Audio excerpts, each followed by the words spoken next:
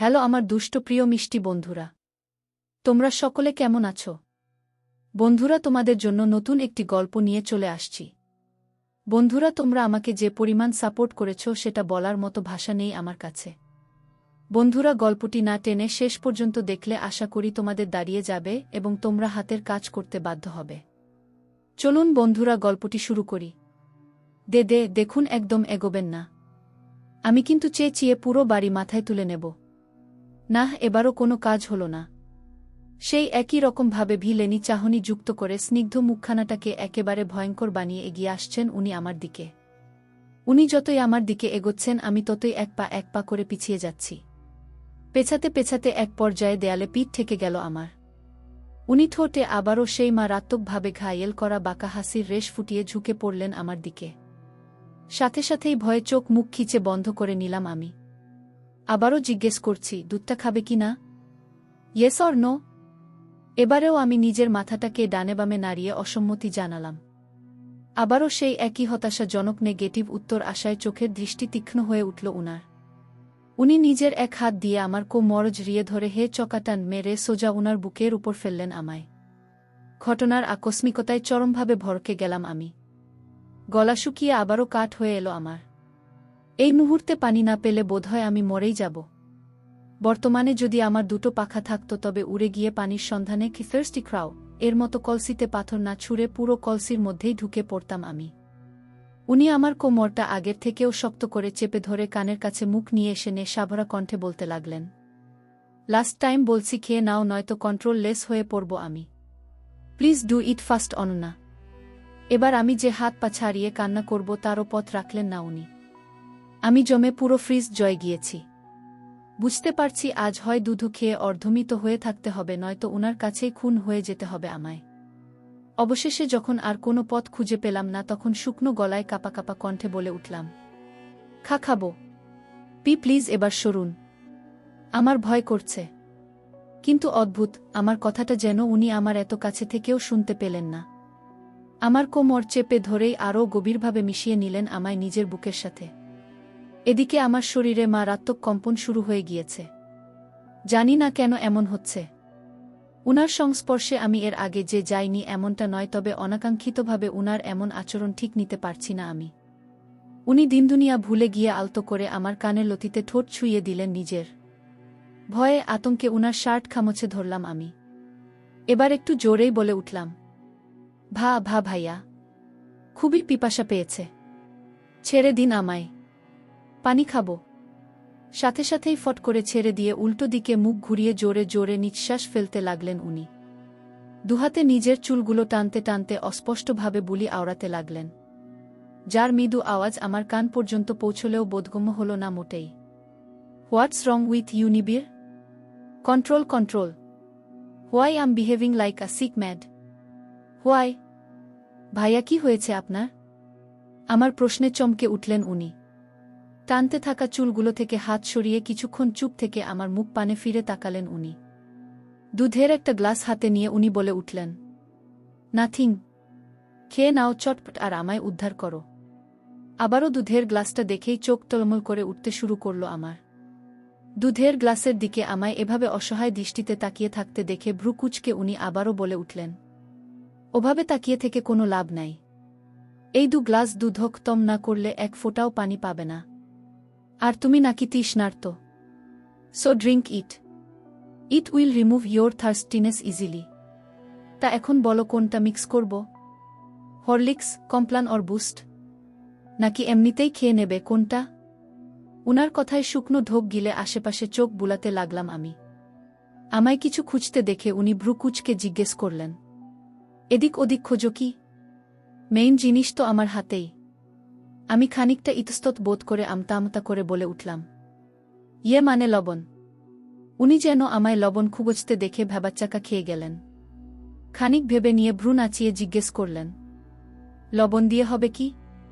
আমি ঠোঁট উল্টে মিনমিন করে বললাম, দুধে গুলাবো, তারপর চামচ দিয়ে এক স্পুন করে খাবো। না হলে খেতে পারবো না। হে। আমার জবাবে ঠাস করে কপালে নিজের হাত দিয়ে চাপড় মেরে দিলেন উনি। হতাশ হয়ে উনি বললেন, এত কষ্ট করার পর খাবে তো খাবে, সাথে দুধের সব গুণাগুণ নষ্ট করেই খাবে। বলেই কপাল চা পড়াতে দরজা খুলে কিচেনে চলে গেলেন উনি। লবণের বোয়াম ধরে সাথে করে নিয়ে এসে ট্রের উপর রেখে আমার দিকে তাকিয়ে বলে উঠলেন, আমি গুলিয়ে দেব নাকি তারও পরিমাণ আপনি করে দেবেন? আমি দাঁত বের করে মাথা চুলকোতে বললাম, পরিমাণ মতো আপনিই দিয়ে দেন, সমস্যা নেই। আর কমপ্লান বা বুস্ট মেশাতে হবে না, হরলিক্সটাই মিশিয়ে দিন। উনি চোখ মুখ কুচকে দুধে হরলিক্স আর লবণ ছেড়ে দিয়ে শব্দ করতে চামচ দিয়ে গোলাতে লাগলেন, যেন কোনো দুধের গ্লাসে নয়, স্বয়ং আমার পেটের রেচন প্রক্রিয়ায় কিডনির বদলে উনিই নিযুক্ত হয়েছেন। কোনোরকমে এক গ্লাস হরলিক্স একটু করে চামচ দিয়ে খেয়ে শেষ করে তবে হাফ ছেড়ে বাঁচলাম আমি। সাথে থাকা আরও একটা দুধের গ্লাস আমাকে মেরে ফেললেও আর এখন খাওয়াতে পারবেন না বুঝে অগত্যাই নিবিড় ভাইয়াকেই অপর গ্লাসটা শেষ করতে হলো। কি সুন্দর ঢকঢক করে খেয়ে পুরো গ্লাসটা চোখের পলকে ফিনিশ করে দিলেন উনি, যেন দুধ নয় অমৃত পান করছেন উনি। ট্রের উপর গ্লাসগুলো নিয়ে যেতে উনি বলে উঠলেন, এটা কিন্তু জাস্ট আজকের জন্য নয়, ডেইলি খেতে হবে তোমায়। So be prepared. নিত্য আর রাত্রিকে পাঠিয়ে দিচ্ছি, বেশি রাত জাগবা না, ভার্সিটি যেতে হবে কাল থেকে। আল্লাহ হাফেজ। বলেই দরজাটা চাপিয়ে দিয়ে সিটি বাজাতে চলে গেলেন উনি, সাথে দিয়ে গেলেন এক বুক ফাটা বেদনা। এবার ভীষণ কান্না পাচ্ছে আমার।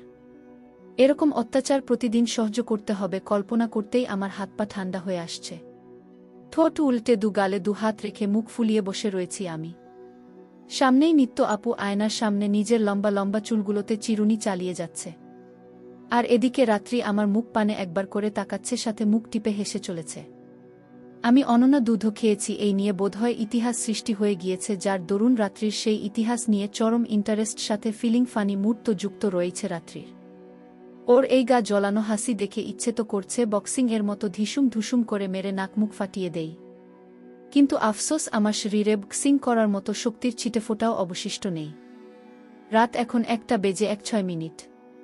হুট করে রাত্রির ফোনের রিংটনের আওয়াজে চমকে উঠলাম আমি। রাত্রি খানিকটা অবাক হলো এত রাতে কারও কল করায়। শুয়া থেকে উঠে বসে ফোনটা হাতে নিতেই চোখ বড়বড় হয়ে এলো রাত্রির। এত রাতে বাসা থেকে ফোন, কোনো সমস্যা হলো না তো?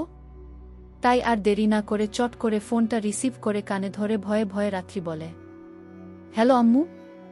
ওপাশ থেকে মৃদু সুরে রিমি বলে উঠে, আম্মু না, আমি রিমি। কি করছো আপু? রিমির অস্বাভাবিক কণ্ঠে বিচলিত হয়ে রাত্রি আবারও প্রশ্ন করে, কিরে তোর গলাটা এমন শোনাচ্ছে কেন রিমি? কি হয়েছে? এত রাত অবধি জেগে আছিস কেন? আম্মু কই?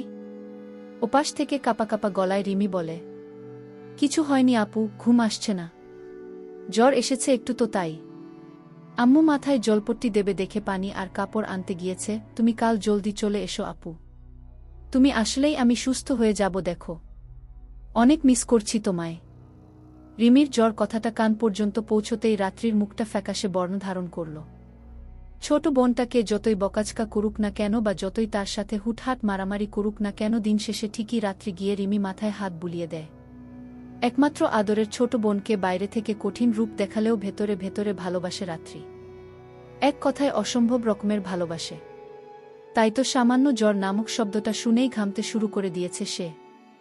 রাত্রি ব্যস্ত হয়ে খাট ছেড়ে উঠতে রিমিকে বলে, আমি আসছি, তুই থাক, 1 মিনিটের মধ্যেই আসছি।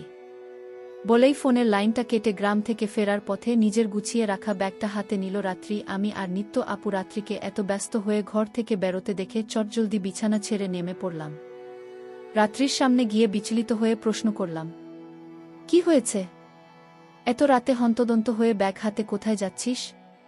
রাত্রি কোনোরকমে হাঁপাতে বলল, রিমির জ্বর, আমাকে বাসায় যেতে হবে, আমার বোনটা অসুস্থ।